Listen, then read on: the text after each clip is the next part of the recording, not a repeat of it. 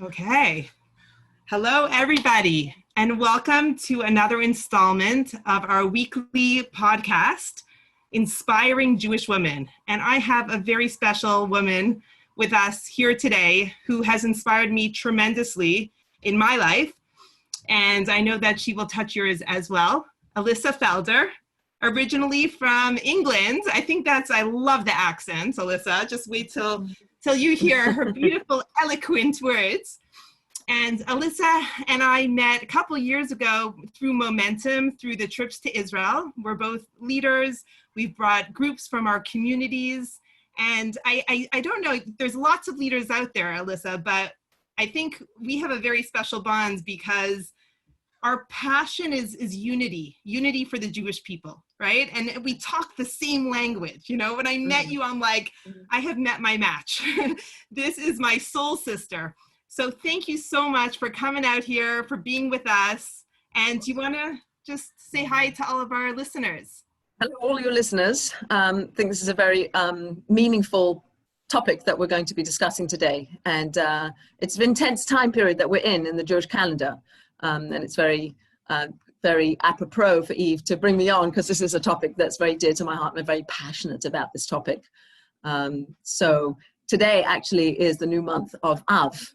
And the astronomical sign for Av, the zodiac sign, is the lion, which is very passionate. So it's very appropriate that we're speaking about something that is very deep and very real, and something I think that we should all be focused on today and for the next few days. Wow, thank you. And Elissa, you know, usually Rosh Chodesh is a time of celebration, right? We come together, it's a Women's Day of celebration, right? The moon has renewed itself. We're so connected to that.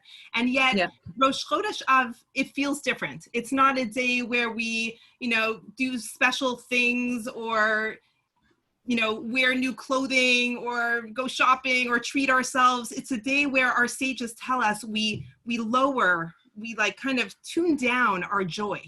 You know, there's times of the year where we tune it up, Adar, you know, lots of joyous times, thank God, in our Jewish calendar. But our sages tell us that when the month of Av comes in, we decrease our joy. Right. So we're kind of setting the tone for that today with this talk because we're about to go into the next 9 days of Jewish mourning. And you don't have to look too far back in history to feel connected to this mourning, because we are all mourning on some level today, 2020, whether it's in our homes or in our cities. I live in Portland, Oregon. There's so much chaos going on every day. I'm afraid to open the news. So we're feeling it on a personal level and on a national level with the whole world. We're feeling connected to pain in some way. So it's very appropriate that this time of year is coming smack now when there's so much chaos around us, and maybe we could try to give some perspective. Yeah, I mean, I think that the 9 days that we're entering now, starting today and going through till next week, next Thursday, is the 9th of Av. So the 9th of Av was the night where the spies that were sent into the land of Israel to scout out the land, to check out the land. Those spies came back. There were 12 of them, and 10 of them came back with what's described in the Torah as an evil report. They came back and said, the land is filled with giants, it's not conquerable, and they lost touch of their relationship to God, and they didn't think they could do it, and they cried. And that's the beginning of our connection to this time period as being one of crying. I actually would like to take us back to a teaching that when Adam and Eve, let's go back to Adam and Eve in the Garden of Eden, that when they ate from this tree of knowledge of good and evil, they were expelled from the garden. And apparently, according to our teachings, God gave Adam and Eve 2 gifts to take with them out into the world, out into their expulsion. They were given the gift of Shabbat, and they were given the gift of tears, of crying, because tears help us wash away our pain. They help us to emote in a very real way. So physiologically, we can look at the science and say, yes, it has serotonin in our tears that help us feel better after we cry. We can look at it that way, or we can look at it as, what are real tears? Where are they coming from?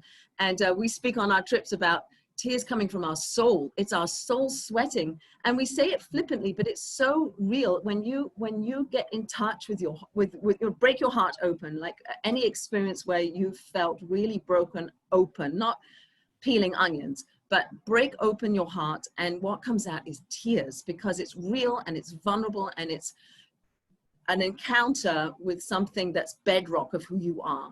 And when we allow ourselves to feel that and emote in that way, there's a washing and a cleansing and a something, a wave that we ride, and we come out the other side. So we're in a society that doesn't want to see crying. We don't want to see people cry. It makes us uncomfortable. And I think it's worth challenging that belief that we have in our society and saying, actually, tears are very valuable. They're a gift that God gave us. So let's use them. Let's allow them to happen so we can get in touch with ourselves, because that's the beginning of any kind of world healing, is to understand who we are on the inside, and tears allow us to open that up. Yeah, I think some people are more comfortable with crying and some people are less comfortable with it. I grew up in a home where I would see my father cry, not because he was weak, because he was feeling something deep. And it was such a gift that he gave me. Like, I don't think it's weakness to cry. Not all my children feel the same way. I've been going through something in my own life, and it was a lot to hold. And yesterday I sat down on the swing outside. My son was sitting next to me, my oldest son, and I was crying. And he turned to me, he said, "Mommy, are you crying?" I said, "Yeah." I said, "Okay, now that I've cried, I feel better. I could go on with my day." Like, I think he was a little bit perplexed. I think, different people feel differently about it. But as I think it was the Kotzker Rebbe who once said, "There's nothing as beautiful as a broken heart." That beautiful, I'm here, I'm in my pain, I'm with my feelings. It's a very wholesome thing to do. Well, I think that the extension of that is to say that pain is a part of our experience, right? Mm-hmm. So if we think that we're going to travel through life without any struggles, without any pain, we're in for a bit of a shock. So I think that's probably the vision I had when I was a little girl. I could just protected by your parents or whatever. Hopefully you have a nice childhood where you're not suffering. and then life hits you, and there's things that happen and struggles that we go through. And to know that the pain and the struggles we go through are opportunities for us to grow, opportunities for us to learn, opportunities for us to get in touch with our journey through life. So Elissa, we want to hear a little bit more about you. I gave you such a short intro. I want your interest to come out through this whole 40 minutes that we spend together. I know that your journey has not been smooth. And so much of your growth has happened through the challenges that you've encountered in your path. And I'm grateful that you're able to take your pain and to help other people. I mean, on a weekly basis, I'm a recipient of your teachings. I read every week. I'm like, I want to quote Elissa Felder at my Shabbos table, in my synagogue, in my classes. I share your written word. I love listening to your videos that you do weekly on the Parsha. But I know that your whole story has kind of taken you very far, and it started in a place of suffering, right? It's kind of your path to Judaism came about when you lost your first child. Is that? I mean, I feel like I'd already entered into the world of religious Jewish observance. Our first child was born with a number of physical challenges, defects, and he after a few months, he was about 6 months old, and he died of heart issues. He went in for a surgery to have his heart, so to speak, fixed, and he died on the operating table. And I was in my mid-20s. It was my first child, and it didn't ever occur to me that he would die. And it threw me for a loop, as probably would anybody. And I had no tools to deal with it. I didn't know how to work what was this all about, and where did he go, and what happens when people die, and how do we deal with our pain? And it was a very intense time, obviously. And it felt like you hit a wall, almost like you hit a rock bottom, and then the only way to go is up. So what do you reach for? And I reached for Jewish tradition and Jewish learning. I reached for people. I reached for ways to heal. And I do believe that we never really get over situations like that. We just integrate them. We weave them into who we are, and we learn from them. I didn't want his life, however short it was, I really didn't want it to disappear. I wanted it to be matter. I wanted him to matter. And therefore I felt like I was now on a mission to bring this little baby who only touched down in this world for a few months, that his life should impact at least me and my family. And I believe it has, obviously. And I've had, thank God, subsequent children to him. He was our first child.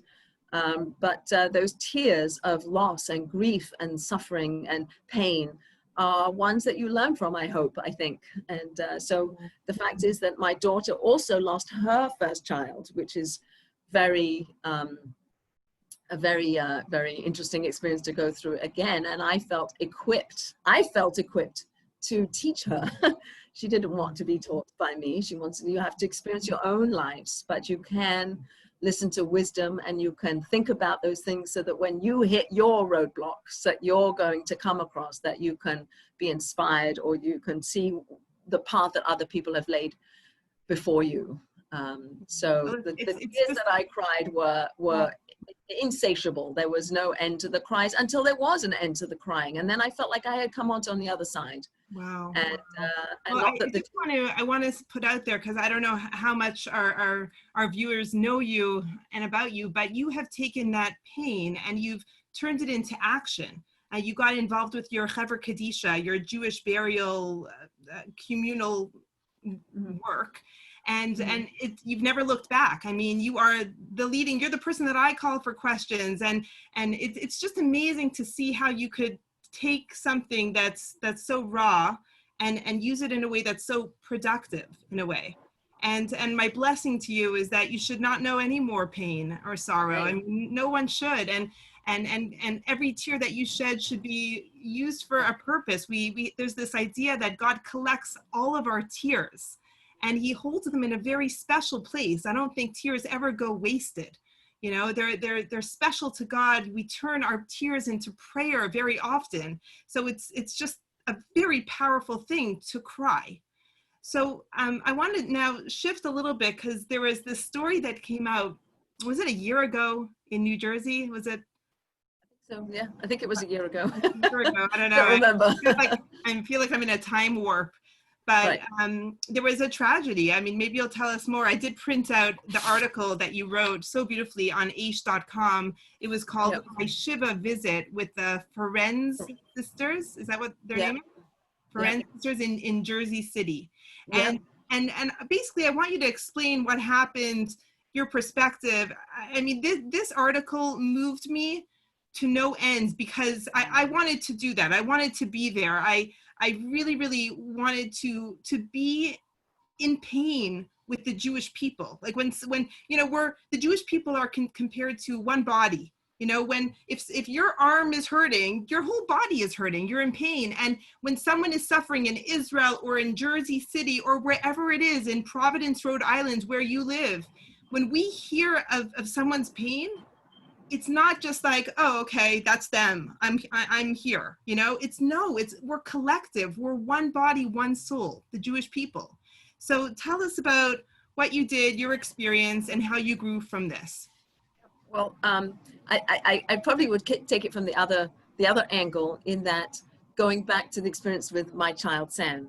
So then learning from that, one of the things that was really, really apparent to me is the value of a Shiva call.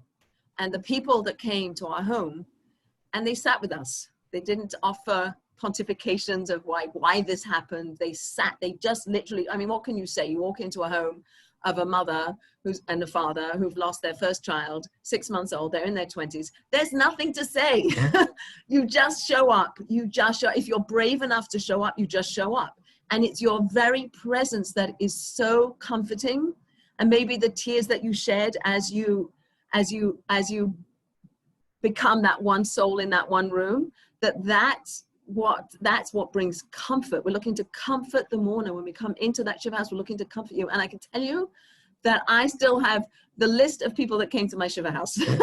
And it's 30 years ago. It's literally 31 years ago that Sam died, and I still know who came. And I still think about them so warmly and so much love.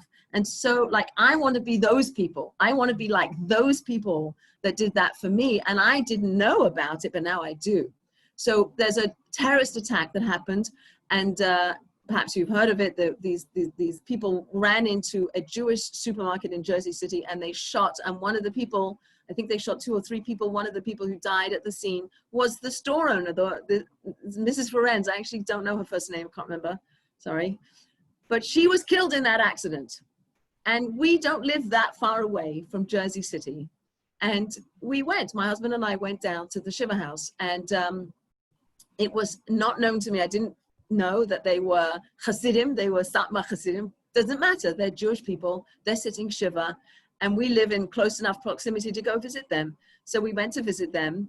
It was you're welcome to read the article, but it was so meaningful that I just had to come home and write about it.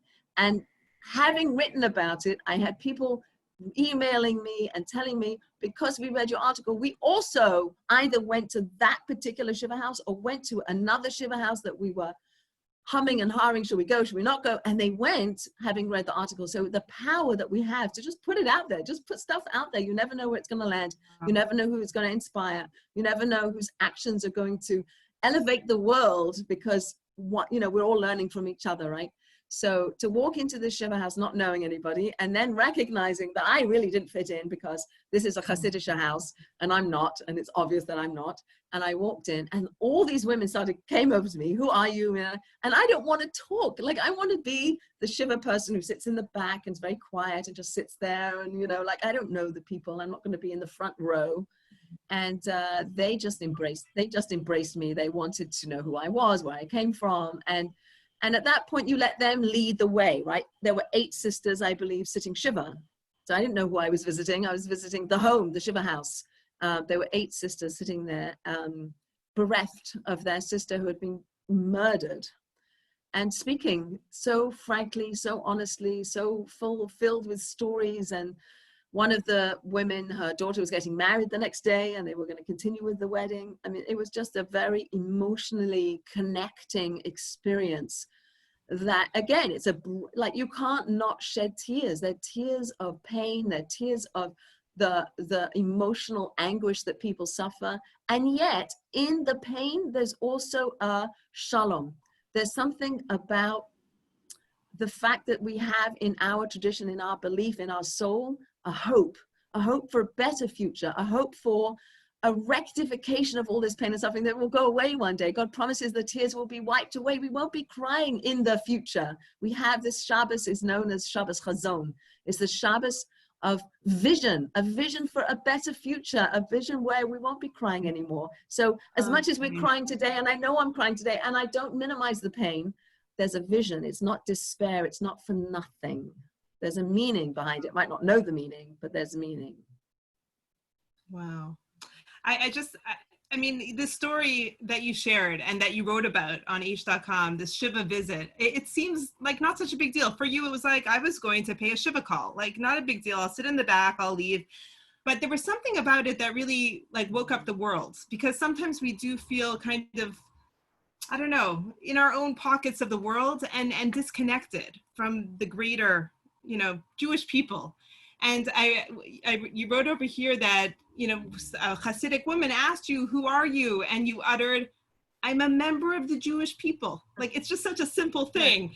And that's it. Like, you were just sharing in their pain and making space in yourself as a vessel to hold someone else's pain, which is so important. Right. Just making yourself that vessel.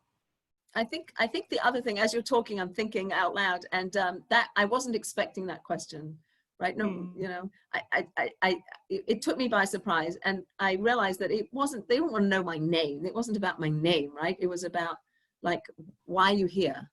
And the answer What's your really is connection? because, yeah, but the answer is because we're part of the Jewish people, right? We're one people. But I also think, as I'm thinking, as you're talking, is we do have a mandate to bring godliness into the world. And that's our special gift as being human beings with souls, that we have something holy about us, and we have the capacity to bring godliness into the world. And God visits the mourners, so too we visit the mourners. So on some level, we also represent God when we go to shiva houses, when we visit the sick, when we, you know, dress the naked, when we do these acts of compassion and kindness and love that God exhibits in the world. When we do those things, we're on some level, we're partnering with God, and that's feels again meaningful and holy and purposeful. And it's not nothing, you know. It's like people say to me, oh, you know, there's a shiva house down the street, but I don't really know the people. I say, you should go. What have you got to lose? What have you got to lose? The only thing you have to gain is that you care enough to show up. Right. And that's so a lot, beautiful. you know, that is really a lot. Why is it that so many people are afraid to confront pain? So many people are afraid to go to a shiva house, not knowing what to say or what, you know, there is this block that people are like, they don't want to put themselves in an uncomfortable situation of not knowing what to do, what to say, how to help. We want to fix, but we can't. And that's very frustrating. So a lot of people tend to stay back from these experiences. And let's just talk for a minute about a shiva house. I mean, what are the laws of going to a shiva house? I mean, how are you supposed to go, show up? Are you supposed to say something? I mean, maybe share a little bit of that. So, you know, we have a lot of rules in our tradition, and they make a lot of sense. The shiva house ideally allows the mourners to govern how the shiva house runs, right? So if you come in with your, like, you want to tell your story about your loss, maybe it's appropriate, but maybe it isn't. And you really, on some level, have to kind of try to minimize yourself so you can listen to what the person wants to talk about or how they want to be. I can tell you that when Sam died and people came visit, it was so filled with tears all day. And somebody showed up around 11 o'clock at night, and literally we had been crying all day. And this person walked in at 11 o'clock at night, and I didn't want to cry anymore. I was so done with crying, which sounds odd. And I wanted to talk about, I don't know, something different, something, quote, happy. And so the people who walked in told a story, and it was a funny story, and we laughed. And I think that's also amazing, just as a sidebar comment, the line between crying and laughing, you know, it's so fine, that line, like it's just deep emotion coming up. It's just like an overflow. And sometimes it comes out as tears, and sometimes it comes out as laughing, you know, like it has a different way to express itself. It can be deep guttural wailing, you know, from deep within. And it can be like I just laugh, right? Because it's funny, if you watch a movie and you go from a sad scene to a happy scene, the happy scene becomes really happy, you know, like the juxtaposition, it gives you a release in the other direction. So that's one thing. But for somebody walking into our shiva house at 11 o'clock at night and seeing the Felders laughing, they think, what's going on here? But it's not about that, right? It's about letting us, the mourner, the person who is mourning, lead the way. If they want to show you pictures about their loved one, look at the pictures. If they want to talk about them, look at the pictures. If they want to talk about the life of their loved, if they want to talk about what they eat for dinner, it's about them. It's about them. If they want to go upstairs and take a nap, let them take a nap, right? It's not about you going to visit and, you know, like you have to talk to me because I came to visit you. It's really, truly trying to focus on the mourner. You are now the protagonist of this show. You get to run this house. If you, and maybe you don't, and maybe you can sometimes I'll go to a shiva house and I have a lot I want to talk about sometimes that I feel like brings comfort about what happens, what our tradition teaches about when somebody dies, or you know, what happens to their soul, or how we take care of people before they die. And if they're open to that information, I find that is sometimes very comforting. But for the, you know, people who are not in that world of talking about death all the time, just be there and let the mourner lead the way, and be comfortable with that pregnant pause. Allow that pause, allow that quiet, just sit with people. Be, as Brene Brown would say, be in the pit, not look down and say, can I pass you a sandwich, but be down there and say, I'm going to hug you, I'm going to cry with you, and I'm going to hold your hand, and I'm with you. And however you communicate that. But sometimes things, what not to say in a Shiva house is your interpretation of why the person died. Or if it's, you know, people would say to us, oh, he's in a better place and it's all for the best. Maybe it is. I don't want to hear it. It was not comforting to me for somebody else to tell me how I'm supposed to feel. Right. So, you know, those are some of the things I think that, and just walk in and just sit there and be quiet, and let the room, let the mourners lead the way. Right. I think I would put that as number one. Wow. Okay. Thank you for that. Yeah. I think that's just like, I think that fear might hold people back, you know, from showing up for other people, just because they're not sure what they could do to help. But being there is being there huge. and being quiet and listening and holding their hand, or, you know, not in COVID times, giving them a hug, or Right. Unfortunately, during COVID, there have been so many losses in the world, but also in the Jewish world. And there have been so many Shiva calls that I've had to make. And it's hard to really be there for someone without being there for someone, without being physically present. My cousin in Toronto lost a grandchild in the beginning of COVID, and they were not able to have anyone at the funeral. It was very, very challenging. It was a young child, a 5-year-old child that had passed away. And she told me, my cousin, she told me that she had brought food to her kids that were mourning after the funeral. She came to their house with some food, and she was just going to drop it off. She had no idea that their whole community had organized a drive-by Shiva. I don't even know what to call it. And she said it was so touching. People had signs, we're with you. I mean, it was in the beginning of COVID, where people were so afraid to even come close to each other, but everyone was driving by, just putting things on the lawn, you know, just quietly, just being there. She said there were hundreds of cars. And what that did for their kids, because they couldn't have the traditional Shiva at that time, it was so important just to show people showing up for them. And keep going, right? So after Shiva's ended, don't let go, right? Keep, like, we were focused on Shiva, and then what? It does, you know, your mother dies, your child dies, your spouse dies. Go away. It doesn't go away. So, Probably you know, sometimes it is incumbent upon those closest or those near to stay current. And the adage that people are often say, well, call me if you need anything.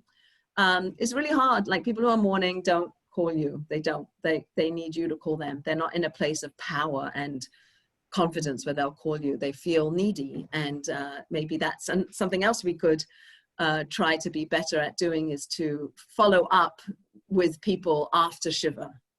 Not wait for them to be in touch with them or bump into them in the supermarket or something. You know, keep the calls coming, keep the letters. I'm telling you, I have a drawer full of letters that people wrote me, and it's 30 years ago. Oh, it's so beautiful. 30 years ago, and I'm still rereading those letters. Why? Because it keeps to motivate. Now, we're in this month of passion, right? But it keeps you motivated. Like, I don't know how long I'm going to be in this world. Please God, I'll be here a long time. But we don't know. My child died at 6 months. My granddaughter died at 3 months. We have no idea. So let's use it. Let's use our time well. Let's dig deep, you know, and let our soul out, and let that, your words, let it shine, right? We want to shine. That's how do we get there? How do we do that? You know, what's that about? And I don't think COVID should prevent us. And in fact, perhaps it can even give us opportunities to be more introspective with the extra time we have. You know, I'm not going to be distracted by a lot of extra things going on. You know, I can really use this time to focus in on what is the most important things that I should be working on and I should be doing, and do those things. Wow, that's so but beautiful. letters and phone calls and Zooms, and, you know, and maybe a few people in an outdoor space, we can still do things like that. Wow. In the beginning of COVID, I heard of a rabbi that had to give the bad news that someone's son had passed away. He had to give it to him, but this man was in an old age home and he couldn't, he couldn't even do it face to face, but he went to the window of the old age home and he put his hand on the glass and he held hands with this elderly man who had lost his son. And he held hands for a long time and they spoke on the phone through the glass. And I'm just thinking, like, we've become creative in really showing up for other human beings in ways that we took a lot for granted before, but now we have to find other ways of really showing up and being there. So this time of year, these 9 days, starting today, ending with Tisha B'Av, are very sad days. But we also know that after a winter, we always have a spring.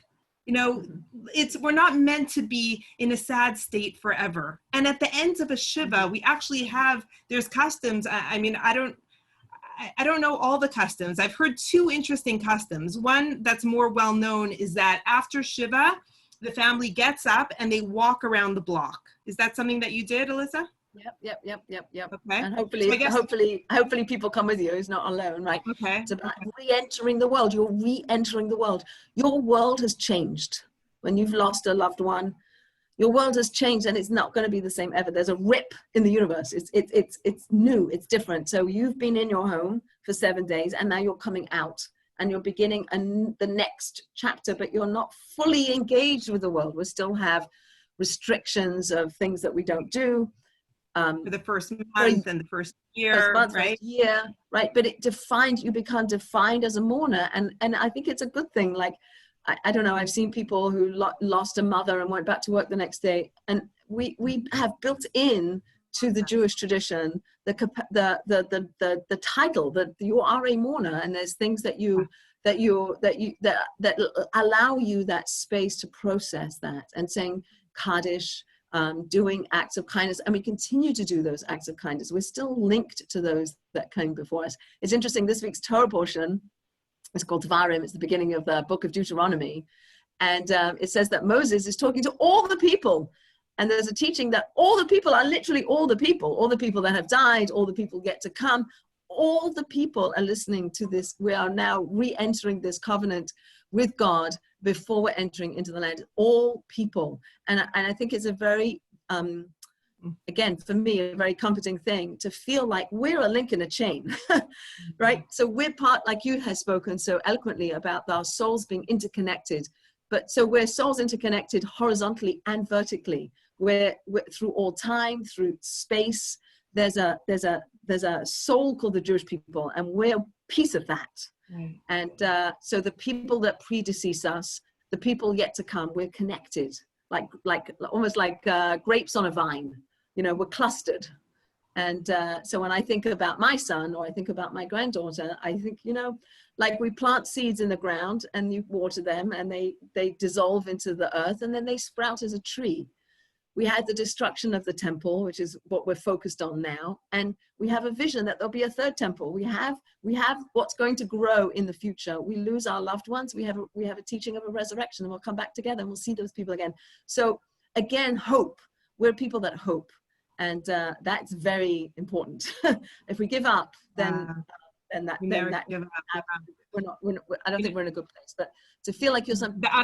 The other custom that I think it's rare, but I'm not sure which type of Jews practice this custom. But recently my husband was at a Shiva and he was there at the last day of the Shiva. And when the mourners were getting up, instead of walking around the block, their custom was that someone came and actually screamed at them, get up. She was like stamping her foot on the floor, get up. Like she was kind of waking them up because they, in a way, after going through 7 days of sitting Shiva, you don't want to get up. You can't see past that.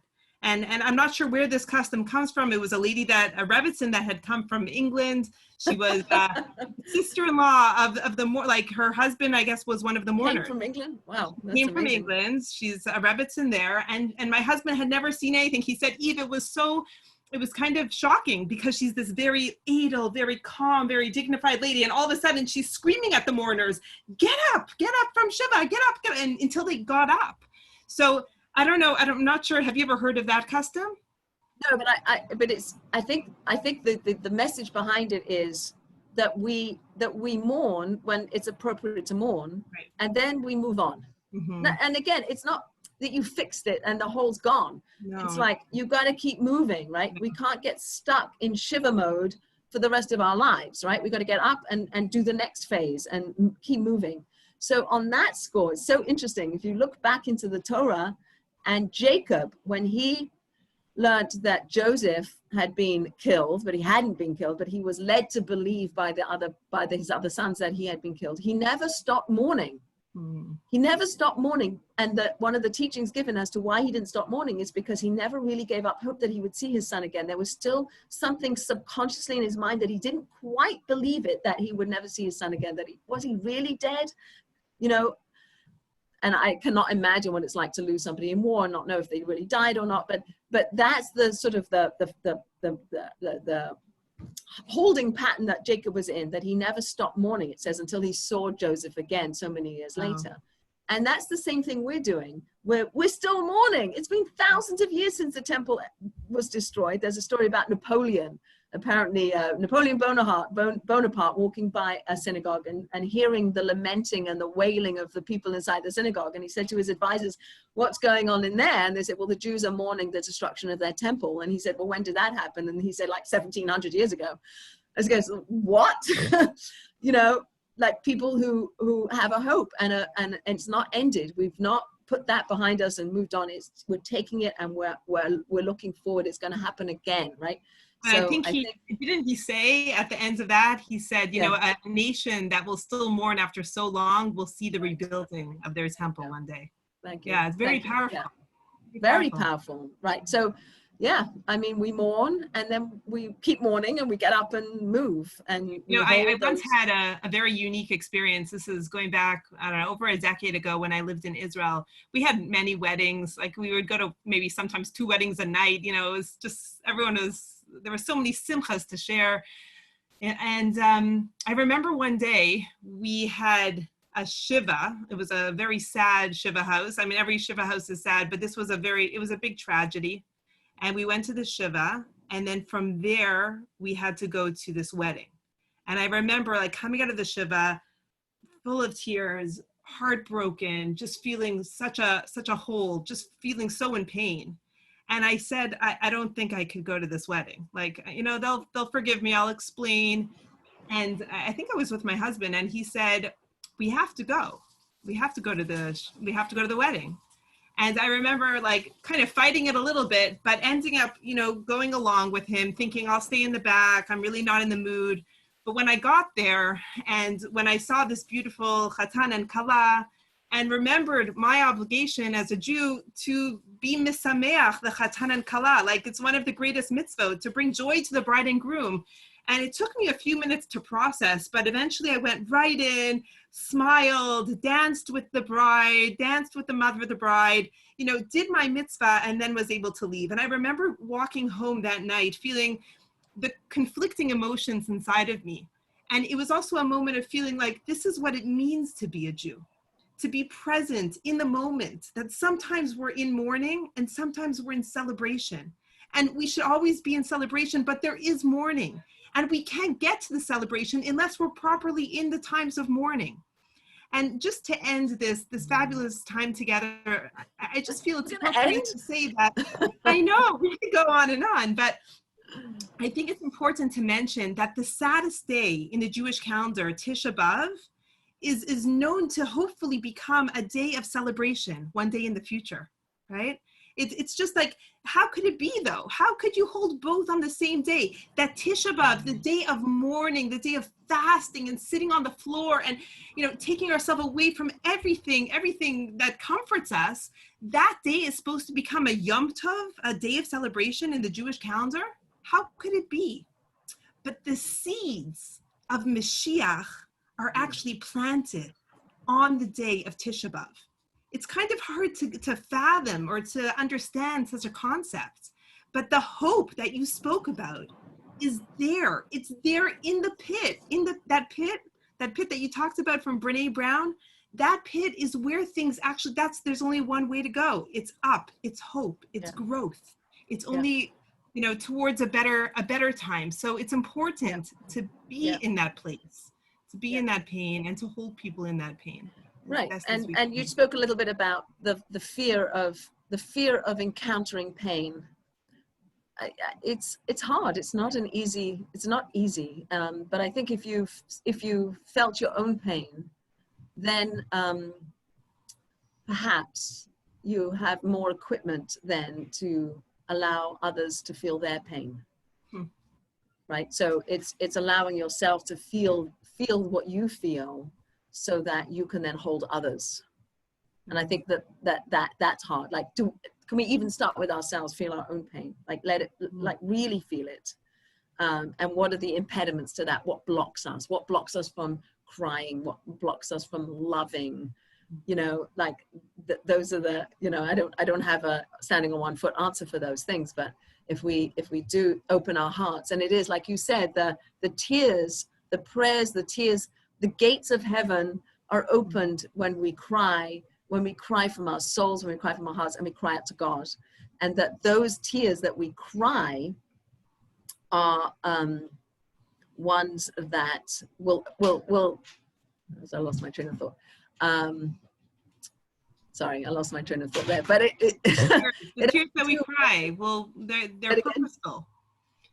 They're purposeful, and they open up the gates, right? We're looking to create a relationship. What we lost with the destruction of the temple was we lost a relationship with God, and we want that back. How do we get that? How do we make up for the loss of the temple? It says any generation where the temple isn't rebuilt is because we haven't done the work to rebuild it. What caused it? Hatred. What's going to bring it? Love of visiting your neighbor who's lost somebody. Love of writing a note, making a phone call, whatever it is, to somehow bring more light into the world. That's going to bring the rectification. I have a quote that I want to... That should be the plan of action, the call to action after you get off listening to this, that everyone should just pick up the phone and call someone. I mean, we all have so many people that need comfort in our lives. So everyone should just write that note or make that phone call. I mean, it's pretty simple. It's simple, but we could very easily just keep going with our lives and not make these. And God should give us the courage to do that. God should give us the courage to do that. Like, it is courageous. It's hard to pick up the phone.